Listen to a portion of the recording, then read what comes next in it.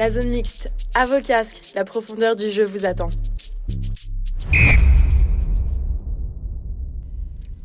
Bonjour à tous et bienvenue dans la zone mixte, l'émission où le football se décortique sous toutes ses coutures. Que vous soyez passionné de jeu ou simplement curieux, ici on plonge bien plus loin que les débats habituels. Moi c'est Gary et avec mes coéquipiers Tom, Nathan, Sacha et Driss, on est là pour vous offrir des analyses fines et fouillées sur tout ce qui fait vibrer le ballon rond. Soyez prêts à décortiquer l'actualité, à revisiter l'histoire et à tester vos connaissances. Messieurs, dames, à vos casques, la profondeur du jeu vous attend.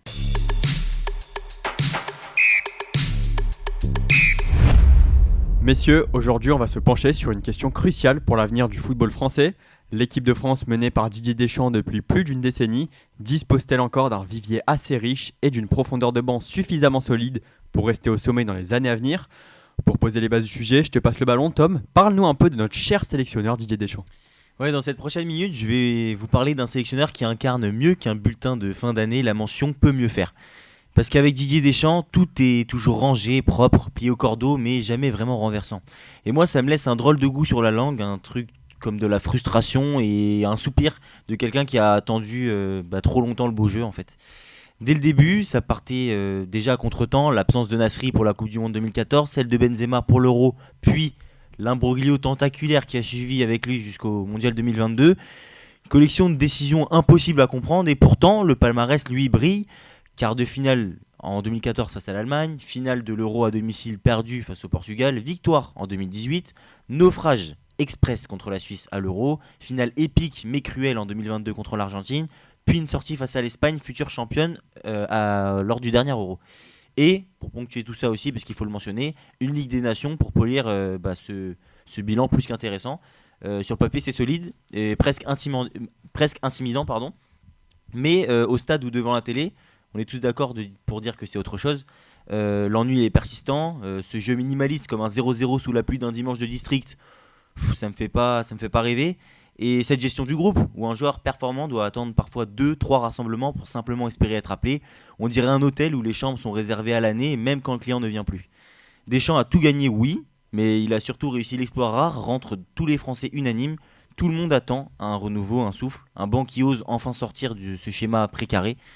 Alors voilà, Deschamps restera peut-être comme un sélectionneur immense, mais qui pouvait offrir tellement plus avec autant de matériel. Le maestro du presque, le champion des victoires qui lasse, malgré elle, un arrière-goût en fait de peu mieux faire tout simplement.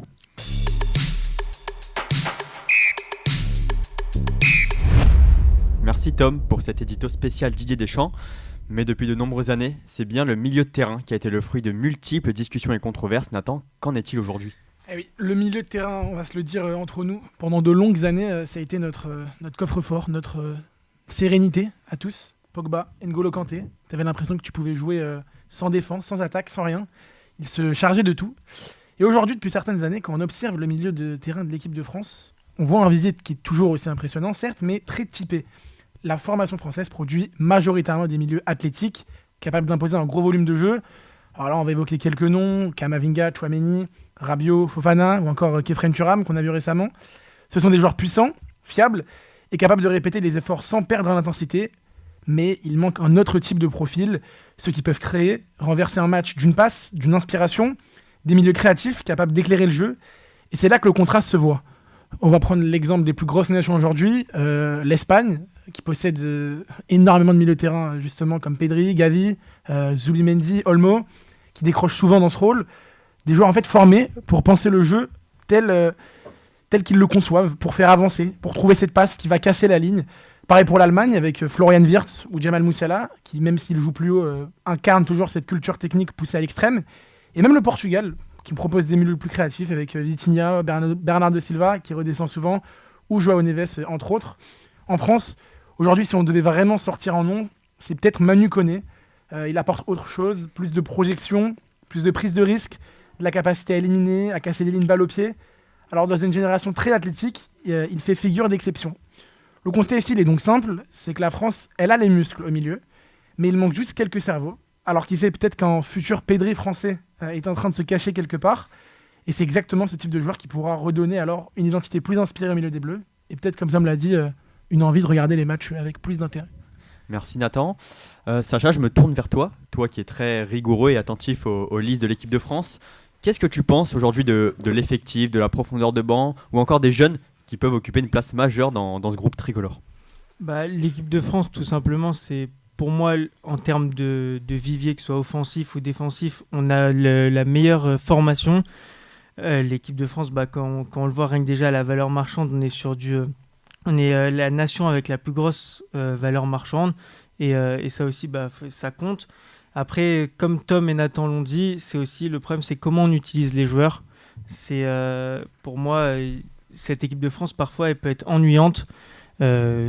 Devant beaucoup de matchs, en fait, on s'attend à gagner des matchs comme là, par exemple, l'Azerbaïdjan. Certes, on a fait tourner, mais on s'attendait à gagner un peu plus largement, comme par exemple, il y a pu avoir avec l'Espagne qui, elle, quand elle joue des nations vraiment inférieures, elle s'impose par 6-7 buts d'écart. Là, avec la France, on sait déjà qu'on joue des 3-1, des 2-1, et en fait, on encaisse aussi tout le temps des buts. Donc, on a des bons joueurs, juste, c'est compliqué de comprendre en fait le style de jeu de Deschamps. Driss, ton regard sur le sujet? Globalement, vous avez tout dit, mais ça reflète notre formation en France qui est globalement très stéréotypée. On a des joueurs qui sont beaucoup axés sur la tactique et sur le physique, mais on manque beaucoup trop de créativité, tout simplement, et ça se ressent surtout au milieu de terrain. Bon, en attaque, on a des joueurs, et même chez les milieux offensifs, on a des joueurs qui sont capables de faire beaucoup de différences, mais c'est vrai qu'au milieu, en tout cas, on n'a pas ce genre de profil, et on le ressent comparé aux autres nations. En fait, le problème, c'est que Didier Deschamps, depuis le début de son mandat, donc en 2014, il a toujours tout basé, entre guillemets, son animation et sa qualité de ses matchs via un milieu très compact et très qualitatif. A remarqué qu'il a quasiment toujours joué avec 3 milieux lors de grandes compétitions, jamais avec 2, toujours 3, parce qu'on va pas me la faire à l'envers. En 2018, Matuidi, il était recollé au milieu, même s'il était sur le côté gauche en phase défensive, en phase offensive, il se remettait dans l'axe. Donc ça dépend. Par contre, moi, ce qui me dérange fortement, c'est que du coup, si depuis le début, il a toujours mis son milieu en tête de gondole, à un moment donné, quand tu vois que ton milieu n'est plus assez performant, mais il faut essayer de mettre le danger sur d'autres sens du jeu. Et le problème, c'est que j'ai l'impression qu'on est trop dépendant d'un milieu qui n'est pas, à mon sens, aussi bon que certaines nations, comme l'a dit Nathan. Il faudrait varier les profils, en fait. Est-ce qu'aujourd'hui, on n'est plus trop dans la dépendance Pogba-Kanté qu'on a connue notamment en 2018? Est-ce qu'on n'arrive plus à retrouver cette alchimie au milieu? Ça, pour le coup, c'est clairement ce qu'on ressent depuis un bon moment. Et c'est vrai qu'aujourd'hui, quand on voit la diversité des profils qu'on a au milieu de terrain, on se rend compte que même un Paul Pogba et un N'Golo Kanté qui reviendraient à leur niveau aujourd'hui pourraient presque devenir titulaires dans cette équipe de France. C'est dire quand même la folie, en quelque sorte, du constat qu'on peut tirer aujourd'hui. C'est qu'en fait, ta question, elle est légitime, mais là, on peut aller encore plus loin, c'est est-ce que ces joueurs-là pourraient revenir 6 ans après, c'est ça ferait mais 8 ans après même, parce que ce serait 2 Coupes du Monde après 2018. Ouais, je ne sais même pas si une nation elle a déjà connu ça. Et ça, quand même, ça tire un triste bilan quand même de ce vivier-là qu'on avait tant décrit comme talentueux, comme diversifié. Et finalement, aujourd'hui, on note qu'on est en grand retard si on compare à d'autres nations. Mais si on regarde Kanté, quand il fait son retour là, il joue contre l'Ukraine, il fait un match, on voit clairement qu'il a sa place de titulaire actuellement. Et ça fait peur. Mais en parallèle, moi, j'ai l'impression qu'en fait, c'est un problème qui vient aussi directement des espoirs. Où on a pour moi la meilleure nation chez les espoirs, mais le jeu aussi produit n'est pas bon, c'est que des victoires 1-0, des matchs nuls. Donc est-ce que les deux sélectionneurs s'accordent pour dès le plus jeune âge produire ce style de jeu-là? C'est la question que généralement en plus ils sont lancés assez tard. On sait que lui, Didier Deschamps, il a une vision sur la chose qui est assez particulière, contrairement à d'autres coachs où il a vraiment besoin que le joueur prouve, que ce soit non seulement en sélection chez les jeunes mais aussi en club pendant un certain moment pour venir justement jouer chez les A. On a eu l'exemple d'Hugo Ekitike récemment qui est quand même devenu aujourd'hui peut-être pas en cadre mais qui est apte potentiellement à devenir dans les 23 pour la Coupe du Monde. Mais oui, pour le coup je pense qu'il y a un rapport clairement avec les 23. Et le problème qu'on a aussi, c'est que Deschamps, il reste beaucoup axé sur son groupe de base. Il veut toujours laisser entre guillemets les mêmes joueurs. On voit avec Tolisso, ça fait peut-être 1 an et demi depuis qu'il est à Lyon, où il réussit grosse performance sur grosse performance, et pourtant il n'est toujours pas appelé. En plus, il sort d'un triplé hier contre le Maccabi Tel Aviv. À voir s'il va être sélectionné lors du prochain rassemblement. Mais globalement, on a des profils qui peuvent sortir un peu du lot, mais qui sont pas forcément toujours pris parce qu'il a envie de garder ce groupe et cette fameuse cohésion d'équipe. Ça s'entend. Aujourd'hui, on peut déjà connaître presque la moitié de la liste pour la Coupe du Monde, mais comme on le sait, certains postes restent encore dans l'inconnu. Selon vous, à quel poste ou à quelle position l'équipe de France peut être inquiète, que ce soit en termes de concurrence, comme on peut le voir au milieu de terrain avec Corentin Tolisso qui est souvent cité dans les futurs noms, ou alors en termes de méritocratie? Quel poste? Est-ce que c'est l'attaque, le milieu, ou ça peut être un peu fragile pour l'équipe de France? Alors, il y a un poste dans lequel on ne parle pas nécessairement souvent parce qu'on est logiquement on a tous les yeux rivés sur le milieu de terrain. Pour moi, le poste de latéral gauche, Digne, j'ai toujours défendu ce joueur en disant que c'était un très bon joueur. Le problème, c'est que là, du coup, on arrive au stade de pas dire ah Digne il devrait être sélectionné en équipe de France. On arrive au stade de dire bon Digne il faut que ce soit notre titulaire en équipe de France. Théo Hernandez, je suis pas convaincu de sa fiabilité vis-à-vis de son départ en Arabie Saoudite, contrairement à N'Golo Kanté qui lui en fait on est convaincu de sa fiabilité. J'ai mis quelques questions à ce poste-là. Je sais pas, c'est quoi votre avis à ce sujet? On est dans des problèmes de riches, quand même. Et c'est vrai, il faut le notifier, mais c'est vrai que c'est des postes où aujourd'hui, beaucoup de pays se retrouvent justement un peu lésés parce qu'on n'a pas énormément de qualité. L'Allemagne, il me semble, pendant longtemps, a utilisé le latéral gauche de Leipzig, Raum plus Mittelstadt. Donc pareil, on est sur des joueurs peut-être pas de classe mondiale, donc je pense que c'est des postes où il y a matière à débattre. Maintenant, c'est vrai qu'aujourd'hui, contrairement à la Coupe du Monde, à l'Euro tel qu'on l'a connu récemment, les postes de latéraux sont clairement des postes où on peut débattre, notamment le poste de latéral droit, où là, il y a Malo Gusto qui revient extrêmement bien avec Chelsea, et on a un Jules Koundé qui commence un peu à affaiblir avec le Barça. L'exemple a été frappant lors la dernière rencontre entre les deux équipes. Donc peut-être qu'on va avoir des surprises à ces postes-là. Donc c'est vrai que sur le... C'est bien, c'est que c'est un autre profil. Ouais. Là, quand on compare avec 2018, en 2018, les deux latéraux, que ce soit à gauche comme à droite, c'était deux défenseurs centraux en puissance. Là, un Malo Gusto, c'est un profil totalement différent de Koundé, donc ça évolue. Après, encore une fois, là où j'ai toujours tenu à mettre un accent dessus, c'est que quand on veut être offensif comme ça, par moment en contre, on est obligé d'avoir quelqu'un qui vient combler les brèches, et c'est pour ça que Deschamps prenait le pari de mettre un central de métier sur le côté. Comme ça, il venait colmater les brèches et justement prendre le côté qui était pris par le milieu de terrain qui venait de suite apporter le surnombre. Ça décalait toute l'animation et ça permettait d'avoir un socle défensif solide. Mais encore maintenant, on a de la chance, entre guillemets, d'avoir deux bons latéraux droits, parce que ça aussi était le problème avant, c'était la paire de latéraux qui était le problème, où on jouait avec des Dubois. Enfin, Bakary Sagna, qui était loin d'être le pire, hein, mais on a beaucoup bricolé, hein, même Benjamin Pavard, qu'on n'attendait pas à ce poste-là en 2018, et qui a figuré pour les 7 matchs à ce poste-là. Est-ce que pour une compétition comme la Coupe du Monde, justement, est-ce qu'il ne faudrait pas privilégier l'expérience avant la performance? Ça dépend dans quel contexte, c'est toujours pareil. On avait ce débat-là entre nous de nombreuses fois vis-à-vis des attaquants et du fameux homme qu'on pourrait prendre en plus, parce que, on va pas se mentir, sur le coup, on n'a pas forcément en tête le nombre d'offensifs qu'il y a, et quand à un moment donné, il faut faire des choix et qu'il faut justement prioriser certains noms à d'autres, on se rend compte qu'en fait, il n'y a pas des places pour tout le monde. Et après, c'est au bon vouloir de chacun et justement qui va avoir besoin sur telle arme. Je sais qu'il y en a beaucoup qui sont fans de tel joueur ou de tel joueur parce qu'ils vont apporter des caractéristiques différentes. Toi, si tu dois faire rentrer un mec, Sacha, à la 70e minute, tu fais rentrer qui? Pour moi, sincèrement, c'est Mateta. Déjà, son profil, que ce soit en pivot, rien que déjà, on l'a vu contre Strasbourg. La passe D qu'il fait, c'est tout simplement magnifique. Il a un jeu aérien qui peut parfois manquer à Mbappé, même si il a marqué de la tête en Ligue des Champions. Mais ouais, pour moi, c'est un profil un peu plus physique. Donc, on peut l'apparenter à Thuram. Mais ce serait aussi le mérité au vu de ce qu'il réalise depuis 3 saisons en Première Ligue. Jonathan, 80e, justement, tu fais rentrer quelqu'un, tu fais quoi? Aujourd'hui, c'est vrai qu'on a la diversité de profils. On a Mateta qui peut nous apporter.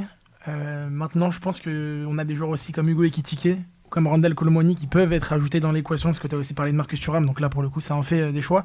Maintenant, si tu me poses la question et que je devrais te répondre aujourd'hui, je te dirais quand même Hugo Ekitike, parce que je pense que c'est celui qui a les meilleures relations avec les attaquants qu'on a aujourd'hui, si on parle sur le terrain. Et je pense qu'il est vraiment capable, pour le coup, de pouvoir débloquer des matchs par sa folie, par son explosivité, par sa qualité technique, et par ce qu'il montre aussi depuis le début de saison avec Liverpool. Mais encore une fois, c'est pas un scandale de citer Randal Colomoni, c'est pas un scandale de donner Jean-Philippe Mateta ou Marcus Thuram. Donc évidemment qu'il y aura des perdants, il y aura des gros perdants même, Mais c'est le jeu, et le jeu, on le connaît tous les 4 ans. Il y a Nkunku Driss. aussi. Hein. Tout Pardon. à fait, tout Il à y a fait. Nkunku à pas Marcus oublier, Thuram, ouais, il faut, Nkunku, Marcus Thuram, Jean-Philippe Mateta, Ronald Colomwani, Hugo Ekitike pour seulement une place vraisemblablement, donc ça fait beaucoup. Parmi ces noms, Driss, lequel te fait fantasmer vis-à-vis de son apport face au but en fait? Bon, le plus c'est Hugo Ekitike, je pense quand même s'il a, hormis le fait qu'il a beaucoup prouvé en première ligue, ses débuts en équipe de France, je les trouve vraiment très intéressants. Et puis surtout, c'est un profil qui nous manquait un peu en numéro 9 quand même, je trouve, mais on reste quand même sur, comme le disait tout à l'heure Nathan, on a quand même un choix de riche entre guillemets.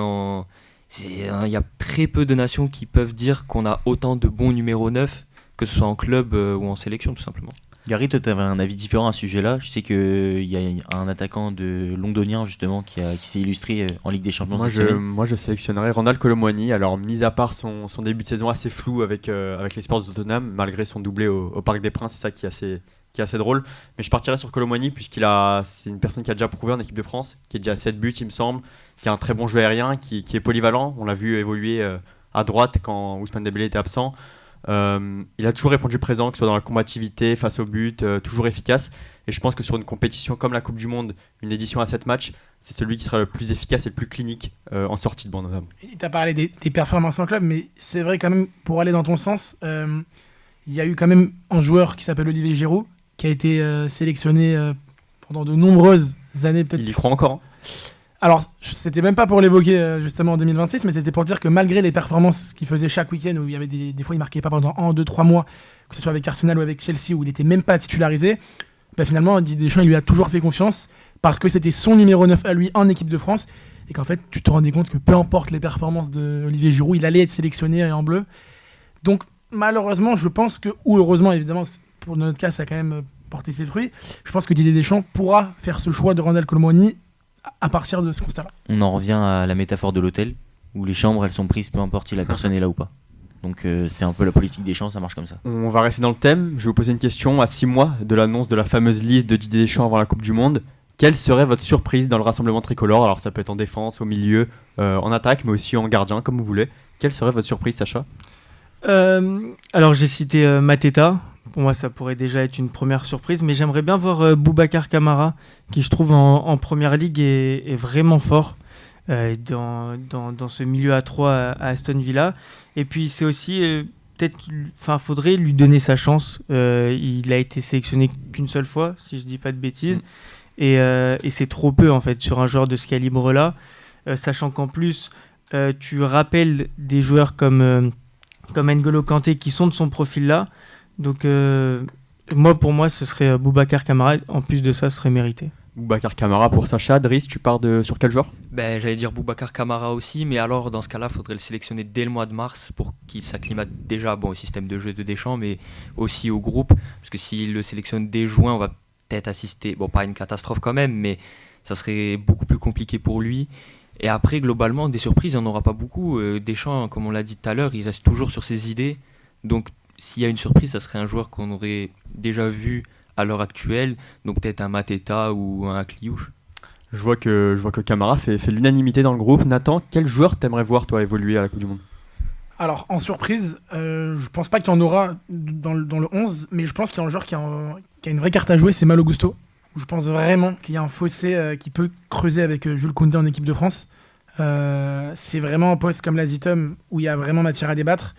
Et de ce qu'on a vu en club et en sélection récemment, Malo Gusto, pour moi, sur une compétition de 7 matchs, peut t'apporter beaucoup plus de fiabilité offensivement et défensif que Jules Koundé. Alors je sais que Jules Koundé, ça a longtemps été cité comme un des meilleurs latéraux droits du monde l'année dernière, mais depuis le début de saison, il faut quand même constater qu'il a plus le niveau qu'on attend, et ça peut se payer pour la Coupe du Monde s'il maintient justement ce niveau. Tom, tu peux nous surprendre? Ah mais vraiment, je vous surprendrai pas, je pense Corentin Tolisso, tout simplement. À un moment donné, on est en train de mettre en exergue tous les maux de ce milieu de terrain. Il serait résolu par ce monsieur-là, qui lui est méchant. Parce que dans des grandes compétitions, on a besoin de méchants au milieu de terrain.